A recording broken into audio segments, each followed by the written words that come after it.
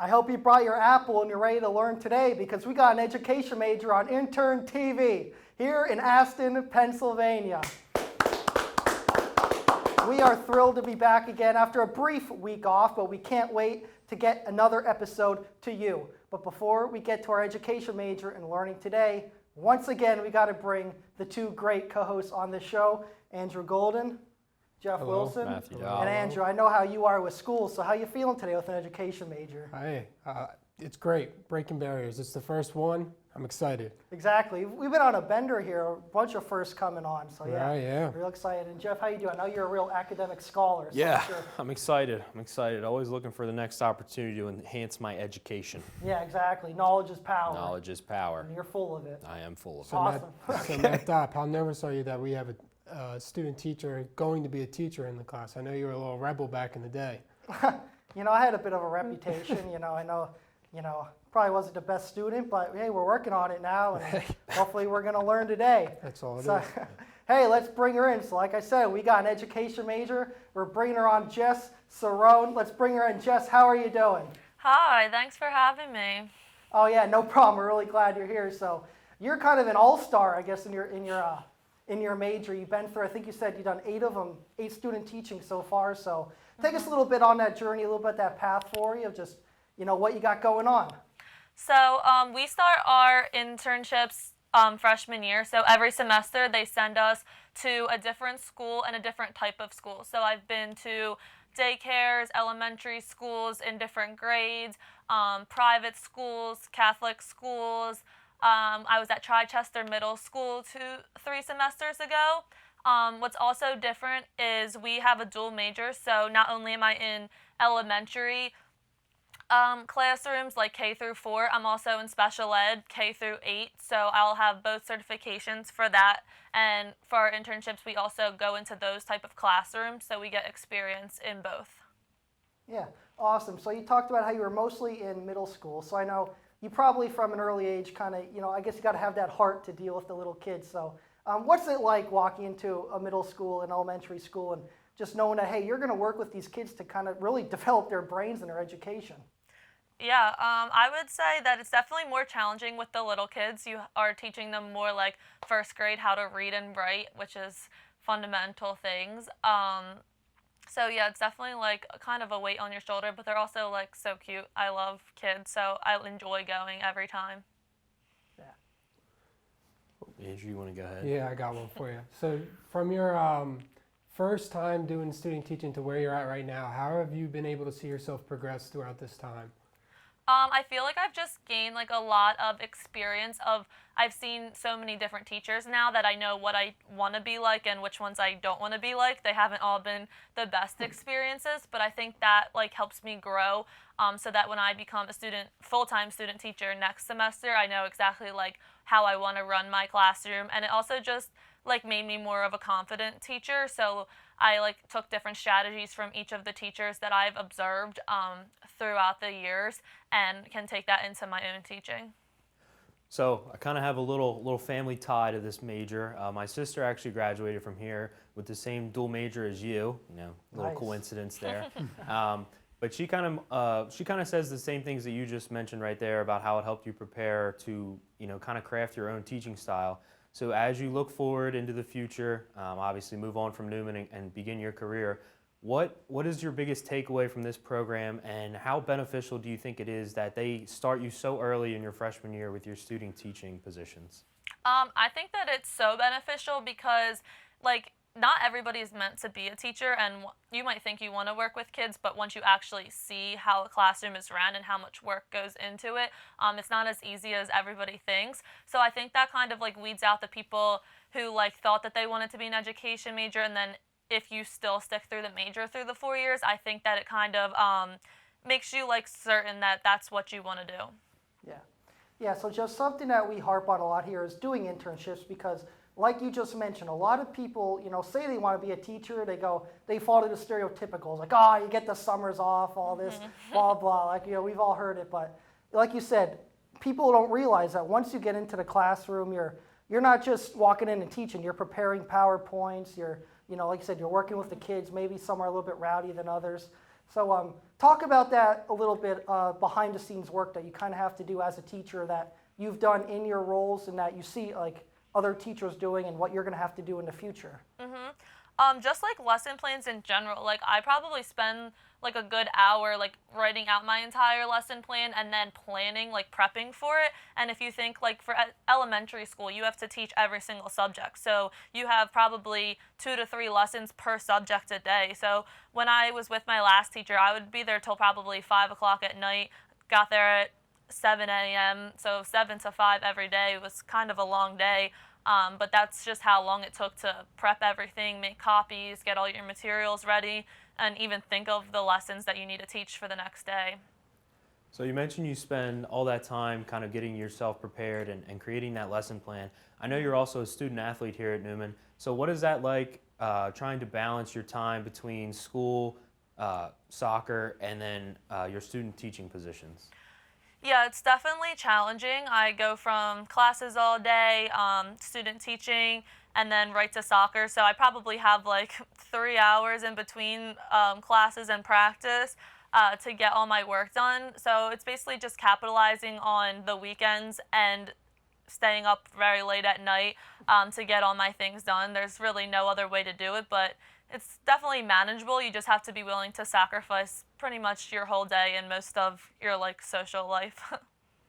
So is there a reason why you chose elementary as the age group? Is there like a reason or a motivator that made you want to choose to be an elementary school teacher? Yeah, my mom is. She's a first grade teacher, so I like grew up going to her classroom for Bring Your Child to Work Day, seeing like the things she did. I've always loved kids. I've babysat my entire life. I work at daycares in the summer when I go home. I just enjoy being around younger kids, as opposed to like the middle school to high school age. They are all different certifications, so I chose this route because I like the younger ones. Awesome, and I bet that the elementary kids are probably a little better behaved than some of the Yeah, it's definitely rowdy high school. hit or miss. Sometimes, yeah. Yeah. But so Jess, what does an interview look like for a student teaching position? Are you walking into a classroom? Are you going into the principal's office or something? Like how many interviews do you go through, and just kind of what's that process like?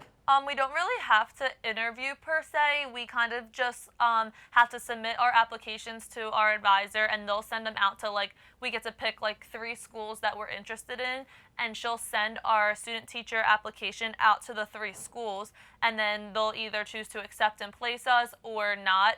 It's a lot more challenging now because a lot of schools are virtual, so they're not really taking student teachers this semester. So it is a bit of a challenge, but it's not really a formal interview, I would say. That won't come until I'm looking for a job. But student teaching, you do have to dress presentable every day, go in, meet your teacher ahead of time before you start with them. You have to have a minimum of 8 hours with your teacher, I think, before you full-time student teach with them. And then when you're in the school every day, obviously you meet the principal, you see her in the hall and everything. So yeah. So being a college student and having to undergo the switch to virtual classes, do you think that that is going to play a beneficial role as you begin your teaching career? Because obviously the future is very uncertain, and depending on the success of how these virtual classes go, this could be an option down the road in the future. Do you think having to go through this yourself personally will be able to kind of cater to the needs of students as you move forward into your teaching career? Yeah, definitely. I've learned so much about the computer itself. I'm not a very tech savvy person in general, but even just learning Zoom, how to do all of the things on there. And I'm currently in a virtual student teaching placement this semester, so just seeing how the kids act on a Zoom as opposed to in a classroom is quite interesting. Yeah. So Jess, you just talked about a little bit seeing how the kids act. Is there I'm just curious, is there a certain tendency that you kind of see out of all the students in general in that age range? Because obviously, when I think back to myself in 4th grade, I don't really remember much except for, getting sent to the principals a time or two. But I guess and just you're teaching this and that, is there a tendency, anything that you pick up on from them? I mean, I feel like there's just always going to be your good and bad kids. In every classroom, there's the kids that will listen to everything you say, have high grades, and then there's going to be the kids who are kind of a pain and push your buttons a lot. So it's just learning how to manage both of them and still giving the kids who are paying attention what they need to succeed, and as well as the kids who you might not want to teach every day, but you still have to show up and do it. So obviously you've had a lot of different opportunities. You've been in a lot of different schools. Is there any memorable moment for you that has stuck out, whether good or bad, from your different adventures? Like a story type thing. Yeah, like a story time kind of moment. So I've been to many different classrooms and different schools. I think that plays a big role, like the daycare as opposed to a structured elementary school, and then being in like a charter school. Like they're all just very different environments. So the behavior kind of changes throughout them as well. I would say a couple semesters ago, I had a kid who just did not want to do reading that day. No matter what the teacher said, he was not having it. So he picked up his chair and threw it at her in the middle of the class, which obviously is like hard to talk about because like the teacher wants to say a lot of things that she can't say to them. But that was probably my biggest like, oh my goodness moment. But I would say I've seen more good than bad in my placements. Okay, That's so, good. so That's you good to so hear. you witnessed someone get a chair thrown at them. Yeah. Basically, what I got out of that. That was yeah, that was Pretty the wild. most crazy No, yeah, experience. no, I never got that. I never got that rowdy, but I mean that's a pretty good story. You think? I could see if you All had right, a think- chair. you I think like it- the story though. That is I think pretty it was a good I great story. story. I think it's Think it's appropriate. worthy? I think I it think it is. qualifies. All right, Jess. Hey, second week in a row. I think you've earned a story chain. You think you got it there? Yeah. All right. Hey, let's throw some of that jewelry on there.